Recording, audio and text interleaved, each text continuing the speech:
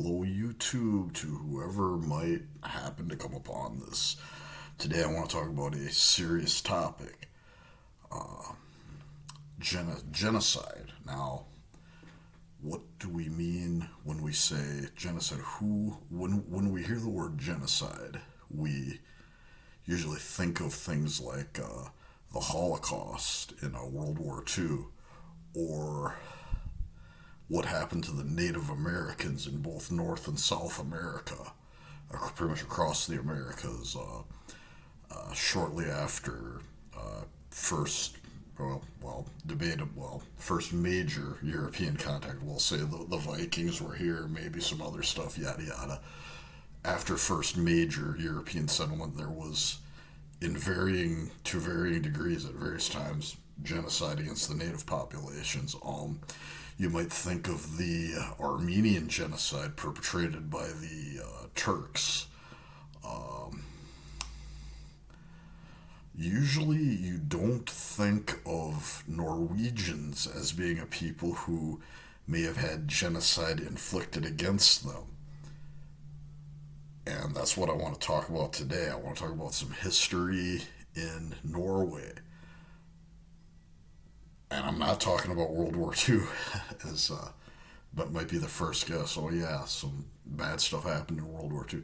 I am talking about the 1660s, and it was a chapter in Scandinavian history, the history of the Nordic world, known as the First Scania War. So let's get into it. Now, the info, I'm actually doing this video in part because my internet is down and I'm bored. So I'm like, let's do a YouTube video. Let's record something. So this is based off of research I did, or reading up I did, whatever you want to call it, some time ago. So it's from memory. It's legit, but it might not be exact. Like I might not know the exact year. The regions I'm going to talk about might be a little bit estimated, but it's pretty ballpark. It's pretty. If you want to know more, look up the Scania War. So let's look at a map and talk about what happened. By the way, all this AI stuff going on. YouTube's getting, most of it's crap. Don't when it comes to me, you're talking low tech, but I hope there's a kind of charm to it in a way, because yeah, it's like we're getting too far. I'm probably too primitive, but we're getting too far. YouTube needs more like people doing art like this. So here we go. Here we go. My little artwork here. Okay. There about we have it. It is a map of Scandinavia and Finland, which is, Nordic world, technically not Scandinavia, whatever. Some people call it Scandinavia. Anyway, here we have Norway, Sweden, Finland, Denmark, and up here we have, I just simply wrote Troms, but this is a region that has gone by different names, different languages, etc. Trondelag, Trondheim, same region, different names. And down here in what is now Sweden, we have Scania, also different names, different times, different people. Scania, Scandia, Scania. Anyway, this particular part of Sweden, what is now Sweden, was part of the Kingdom of Denmark for really most of its history, and this might even be where the Danes came from, probably where the Danes came from, way back in pre-Viking history, and then they moved on to the main peninsula. And up here in Norway, this is actually kind of the main region we're talking about. Well, kind of both, but Trondheim. That is Norway. it was part of the Swedish Empire very briefly. I think you've seen enough of the map. This is what we're talking about. Might as well put my glasses on. Talking about these disputed territories in, I believe it was 1661, could be 1660. It's in that ballpark. A war started where the empire, now in those days, Denmark and Norway were united in the same kingdom, originally called the Kingdom of Denmark and Norway. Okay, very creative. And Sweden was an empire. It was called the Empire of Sweden. Also very, just what you'd expect, I guess. Sweden controlled Finland, and they often got into it, came to blows with the Empire of Sweden, often came to blows, had wars and conflicts with both Denmark and Norway, and often both of them at the same time, since they were a united kingdom and would support each other, etc. They may have had some tension within the Union at times, but generally it was them against the Swedes. So I'm not precisely sure what triggered the war, probably, territorial disputes, etc. But the Swedish Empire, in a year when it was cold enough to simply walk on that map, I'll put up the map again just briefly, and yeah, so Scania, Denmark, very close. The capital of Denmark is here.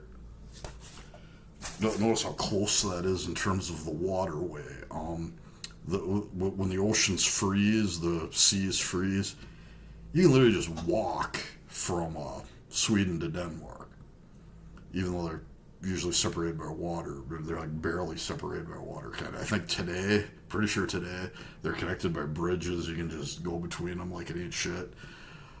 So the Swedish Empire marched, didn't have to do a troublesome amphibious assault. They simply marched to Copenhagen, capital of Denmark, and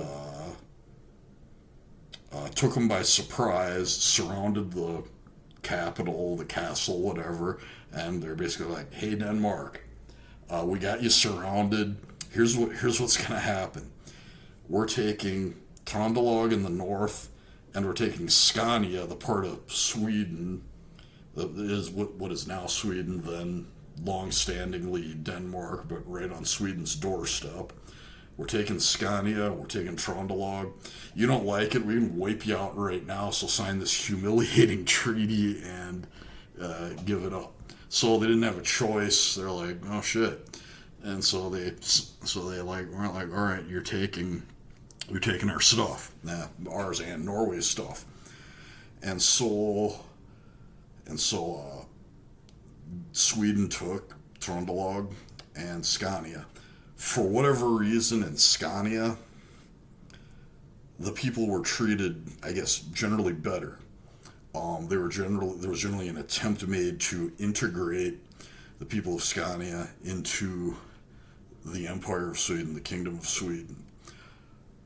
On the other hand, in Trøndelag, for whatever reason, they were hardcore with the people. They raised their taxes. They grabbed their young men and forced them into the Swedish military, threw them into a meat grinder of a war against mainly the Polish wars out east. And in addition to that, they forced some of them to relocate from Norway to like Latvia, I think it was, out in the eastern part of the Swedish Empire. Some of the men that they pressed, I guess you would say, into the military were as young as 15. Kind of threw them in the front lines because, they weren't Swedes, so hey, disposable troops. Taxed people to the point where they were where starvation was starting to happen. Didn't last long. Norwegians being tough people didn't take that shit long. In about a year, they rose up, they kicked them out. I think they had some help from Denmark, but Denmark was not in a good position itself. But so that's what happened, and there was a second war, but we'll maybe save that for another time. So we're over these similar issues, but basically what I'm getting at is, let's ask the question: does it meet the criteria of genocide? Well, they taxed people to the point where at least some were starving. They forced, I guess, an unusually large amount of the young male population into the military and threw them in the front lines. And they forcibly resettled people out east. Sounds to me like they were trying to thin the herd. Now, it was not genocide in the sense of we're just going to kill them all. But I think there was kind of a, hey, let's thin this out so they don't rebel. That meets the definition, though. Genocide, if you look at the definition, it just says trying to destroy people in whole or in part. Well, at least in part, sounds to me like they were trying to, really diminish the people of Trondelag to keep them controllable or whatever. So I think I might do a part 2 talking about the second Scania War. But essentially, I wanted to kind of put this out there because I don't see it out there. I kind of stumbled upon this stuff when I was looking at a map of the Swedish Empire, and I was like, why is a big chunk of Norway in the Swedish Empire? I thought that was, with Denmark, and that's what happened. They took it over, and they got repelled, but for a while they took it over. And they did these things to the people of Norway. Of course, this is the 1600s, ancient history for the last 200 years plus. Well, yeah, a little bit plus. The Scandinavian people have been pretty peaceful to one another, getting along good. One people, really their languages are pretty similar, etc. But I just wanted to put that out there. Does this meet the criteria for genocide? They weren't trying to wipe them out completely, but they were trying to do this pretty thin the herd kind of stuff. And I have not seen a YouTube video on this. Probably exists. This hasn't been recommended to me, and I do watch a lot of history YouTube, so I think if somebody out there knows more about this, feel free to comment, recommend me something to look into, a way to learn about this, in kind of a, we all have a life. We can't study history all the time. Learn about it in a maybe quick, easy way, more basic facts. But this is what went. Oh, let's talk about how the first war anyway, the first Scania War ended. So when the Norwegians kicked out when they kicked out the Swedes, the Swedes basically said to the Danes, these are like your guys under your kingdom, and they did this. We're going to kind of hold you responsible and just take you out. So they were kind of looking at, here's a good excuse to make Scandinavia basically just one big Sweden. But then the Danish made an alliance with the Dutch and Norwegians, who had previously been somewhat reluctant to join the kind of quote-unquote Danish military or help the Danish crown and all that. Well, now, after what the Swedes did, they were like, you know what, we're enthusiastic about the Danes right now because let's get together and kick out the Swedes and protect ourselves. So a combined Norwegian, Danish, Dutch alliance successfully prevented the Swedes from taking all of Scandinavia. The Norwegians got Trondelag back. Danes did not get Scania back, other than a few islands, the Swedes, I think they did actually take some territory, but pretty small. And that's the first Scania War. Was it a genocide? I don't think the death toll was extremely high, but if you got some people starving to death, probably in revolts. There was some reprisal stuff going on. Like I said, this is kind of me remembering the history because my internet's down and I'm bored. That's why I'm doing a video. But yeah, it's something to think about.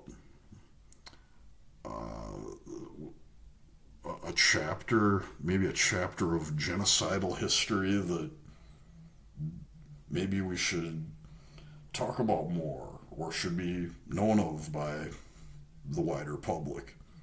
Anyway, before I get too long-winded, keep it under 20 minutes. I think I'll call that a video, thanks to whoever stumbles upon